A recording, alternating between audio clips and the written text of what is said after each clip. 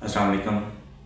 आप देख रहे हैं कहानी कुछ ये है और मैं हूं आपका होस्ट, आपका दोस्त आर्ची पैदा आप लोगों के साथ। आज हमने बात करनी है कराची में आज जो वाक़या पेश आया, जिसमें रजब भट्ट जो इस टाइम पाकिस्तान के नंबर 1 यूट्यूबर हैं, वो कराची आया अपने केस के सिलसिले में। इस हवाले से बात करेंगे उनके साथ जो इंसिडेंट पेश आया उसमें क्या चीज़ें थी जो गलत हुई हैं, उस हवाले से हम डिस्कस करेंगे। सबसे पहले आपको बता देता हूँ, केस है 295A का, जो एडवोकेट रियाज अली सोलंकी साहब ने इन पर मुकदमा किया है, FIR वगैरह कटवाई है और इस हवाले से बातचीत वगैरह हुई है। केस क्या है? एक ऐसी वीडियो जिस पर कहा जा रहा है कि नमाज की बेहुरमती की गई है। पहली बात तो ये कि ये वीडियो जिस पर नमाज की बेहुरमती के हवाले से बातचीत की गई है, इस वीडियो के ऊपर पहले भी केस हो चुका है और लाहौर हाई कोर्ट ने उसमें बरी किया है रजब भट्ट को। रजब भट्ट से पहले भी तकरीबन 2 लाख से ऊपर जो वीडियोस हैं वो इस पे बन चुकी है। बेसिकली अगर देखा जाए तो सबसे पहले तो उस बंदे को पकड़ना चाहिए जिसने ट्रेंड स्टार्ट किया, जिसने वीडियो सबसे पहले बनाई, उसके ऊपर केस होना चाहिए। 295A जाहिर सी बात है मज़हब से मुंसलिक है, तो उस पर लोगों के एहसासात, उनके जज्बात मजरूह होते हैं, तो बड़ा हसास किस्म का केस है। लेकिन ये है कि इस पे ऑलरेडी उलमा कराम ने भी अपने फतवे जारी किए हुए हैं और लाहौर हाई कोर्ट का भी फैसला मौजूद है, जिसमें जो है बरी किए गए बाइज़्ज़त तौर पर, और ऐसे कोई सबूत भी पेश नहीं हुए हो सके जिसकी वजह से उसको रिटेन किया जाए या कोई भी उसके साथ कार्रवाई की जाए। तो रियाज अहमद सोलंकी साहब ने जो केस किया है, उस केस को किए तकरीबन जो है 9 महीने हो चुके हैं, और उसके बाद कुछ वाक़यात हालात ऐसे हुए जिसकी वजह से रजब भट्ट को पाकिस्तान से बाहर जाना पड़ा। सबको पता है कि क्या हालात थे, क्या वजूहत थी। तो 7 महीने से वो जब वहाँ पर था, उस दौरान में इन साहब ने, इन एडवोकेट साहब ने काफ़ी सारी वीडियोस बनाई और रजब भट्ट का नाम यूज़ किया, रजब भट्ट के नाम पर वीडियोस बनाई, काफ़ी व्यूज़ लिए, काफ़ी अपने आप को हाइप क्रिएट करवाए, अपने आप को वायरल करवाया। कोशिश अच्छी थी, लेकिन ये है कि अभी भी बहुत सारे लोग थे जो इनको नहीं जान सके थे। चंद लोग होंगे जिनको पता होगा कि हाँ भाई रियाज अहमद सोलंकी कौन है, अदरवाइज़ मैक्सिमम ज़्यादातर लोग ऐसे हैं जिनको इनके बारे में पता भी नहीं है। इससे पहले जब रजब भट्ट पाकिस्तान वापस आया 7 महीने के बाद, तो उसने अपने केसेस के लिए आया, वापस आया कि मैं जितने भी केसेस हैं उनको निपटाऊंगा और इस चीज़ को क्लियर आउट करूंगा ताकि जो सुकून की ज़िंदगी गुजार सके। तो 19 दिसंबर को कराची में पेशी थी, वो इस सिलसिले में कराची आए हैं। वहाँ पर बड़ा जो इनके सपोर्टर हैं रजब भट्ट के, उन्होंने बहुत वार्म वेलकम किया, उन्हें सिंधी अजरक भी पहनाई गई और बहुत अच्छे तरीके से उनका साथ देने के वादा भी किया कि हम आपके साथ हैं, और उन्होंने साथ भी दिया। चंद लोग, मैं तो लोग कहूँगा क्योंकि ये ऐसी जो हरकत की है वो वकला नहीं करते, वो लोग ही करते हैं, ठीक है। तो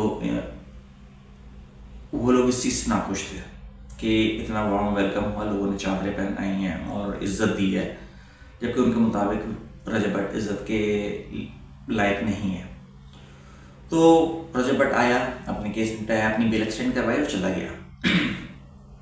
नेक्स्ट पेशी आज के दिन यानी कि 29 दिसंबर को कराची सिटी कोर्ट में उसकी दोबारा पेशी थी। इस सिलसिले में वो कराची आया, सुबह गए हैं ये लोग सिटी कोर्ट, और वहाँ पर मौका पाकर सोलंकी साहब और उनके कुछ दोस्त जो खुद भी बाय प्रोफेशनल जो है वकील ही हैं, उन्होंने रजब भट्ट को घेरे में लिया और हाथापाई की, शदीद तशद्दुद का निशाना बनाया। 2 लोग, एक रजब भट्ट और एक नदीम नानी वाला, इन दोनों पर अपने हाथ साफ किए। तकरीबन 1 से 1.5 घंटा ये मामला चलते रहा, जिसमें जो है ये प्रॉब्लम रही है और सारे जो भी शोर शराबा हल्ला गुल्ला किया। पहली चीज़ तो ये कि ये भी कंटेम्प्ट ऑफ कोर्ट में आता है। कई ऐसे दफात हैं जो मेरे ख्याल से इस वाक़या पर सोलंकी साहब के और उनके दोस्तों के ऊपर लगनी चाहिए। अटेम्प्ट टू मर्डर की है, उसके अलावा कोर्ट के प्रेमिसेस में कंटेम्प्ट ऑफ कोर्ट करना, ये इस तरह की हरकत करना कंटेम्प्ट में आता है।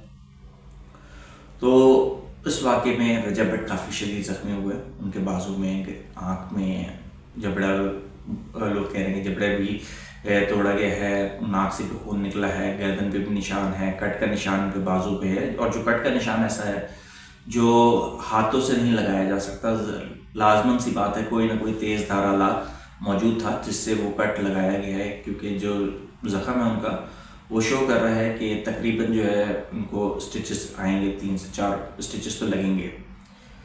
तो ये सारा वाक़यात पेश आया और बहुत खुशी का इजहार किया सोलंकी साहब और उनके दोस्तों ने कि उन्होंने आज अपनी बदमाशी के ज़ोर पे एक यूट्यूबर का, निहत्ते यूट्यूबर का सॉफ्टवेयर अपडेट कर दिया है।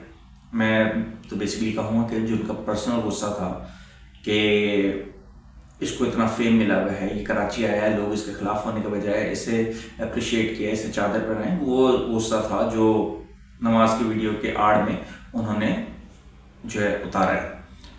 उसके अलावा मैं सलूट पेश करूँगा नदीम नानी वाले को।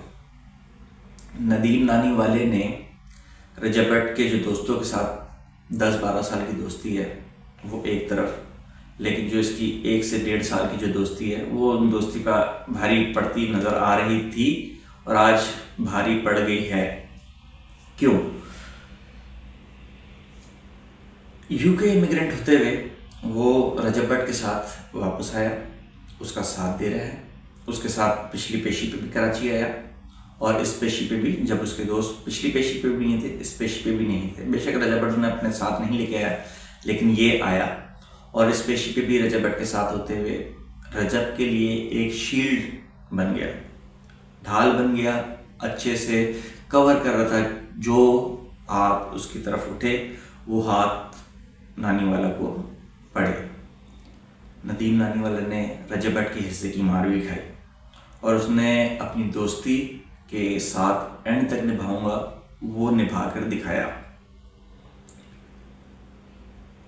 मैं एक बात यहाँ पे कहूँगा कि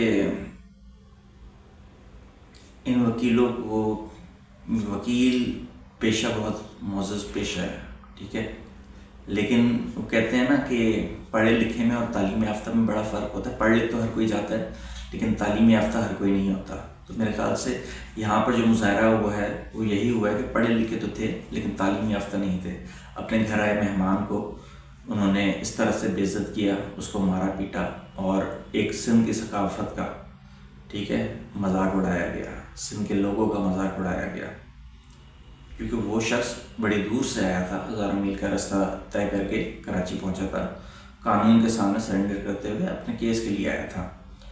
तो मेरे ख्याल से ये चीज़ देखनी चाहिए। मैं बस यही कहूँगा कि बहुत गलत हुआ। इस वाक़े के अगेंस्ट मियाँ अशफाक साहब ने एप्लीकेशन दायर कर दी है, ठीक है। उस पर क्या एक्शन होता है और क्या चीज़ें होती हैं वो तो अब इदारों का काम है, जो हेड्स हैं इस इदारे के वो देखेंगे और उम्मीद करते हैं कि रजब भट्ट को इंसाफ मिलेगा। रजब भट्ट से ज़्यादा इंसाफ की ज़रूरत अभी इस इदारे के, इस पेशे को है। तो मेरे ख्याल से इस पेशे को इंसाफ मिलेगा और इस तरह के लोग जो हैं वो निकाले जाएंगे, सज़ा दी जाएगी, जो भी इसके अकॉर्डिंगली होगा, क्योंकि लॉ तो ये लोग शायद हमसे भी ज़्यादा बेहतर जानते हैं। हम लोग तो आम लोग हैं, हम लोगों को नहीं पता। तो उम्मीद करता हूँ कि आपको थोड़ी सी डिटेल जो मैंने दी है आप लोगों को पसंद आई होगी। जिन लोगों को बैकग्राउंड का नहीं पता होगा उनको बैकग्राउंड का पता चल गया होगा। अगर वीडियो पसंद आए तो प्लीज़ लाइक कीजिएगा, कमेंट ज़रूर कीजिएगा। सजेशन आपके मोस्ट वेलकम, क्योंकि आपके सजेशंस, आपके कमेंट हम लोगों को रहनुमाई देंगे ताकि आगे हम मज़ीद अच्छी वीडियो बना सकें।